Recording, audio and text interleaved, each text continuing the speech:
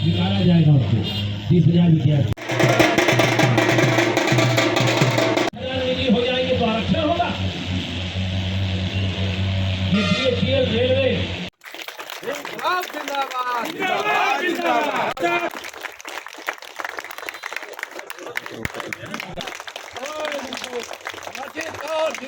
28 और 29 मार्च को राष्ट्रीय सरकार का आह्वान किया देश के मजदूर संगठनों ने। भारतीय कम्युनिस्ट पार्टी ने फैसला लिया है, दूसरे वामपक्ष पार्टियों ने भी फैसला लिया है और दूसरी पार्टियों से भी गुजारिश की जा रही है कि वो इस हड़ताल का समर्थन करेंगे।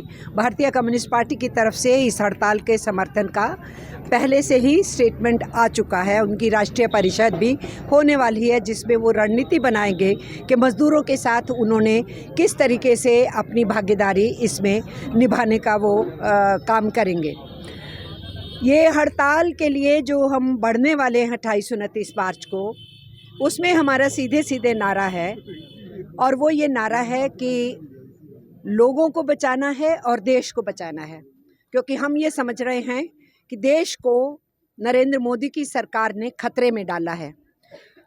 जिस जगह से हम लड़ना शुरू किए थे कि ईस्ट इंडिया कंपनी ने हमारे देश को गुलाम बना लिया और महारानी की सल्तनत की हुकूमत हो गई यहाँ पर, और वो हमारे देश के संसाधनों को लूट रहे हैं, हमारी गरीबी बढ़ा रहे हैं, मुफलिसी बढ़ा रहे हैं, हमारी धन दौलत बाहर ले जा रहे हैं। हमारा संघर्ष वहाँ से शुरू हुआ था और हमारे देश के मज़दूरों ने और लाल झंडा थामने वालों ने भी उस जंगे आज़ादी के अंदर बखूबी रोल अदा किया था।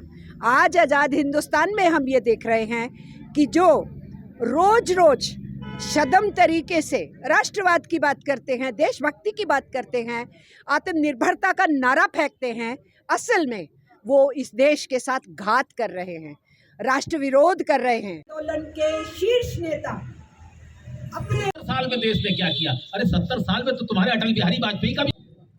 जिस तरीके से पिछले 5-7 सालों में केंद्र की सरकार ने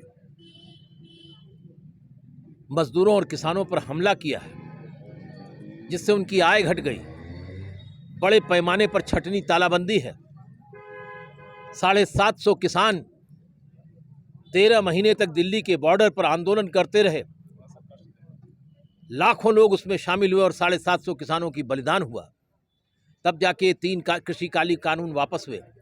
उनका अभी तक स्मारक नहीं बनाया गया, उनके परिवारों को कोई मुआवजा नहीं दिया गया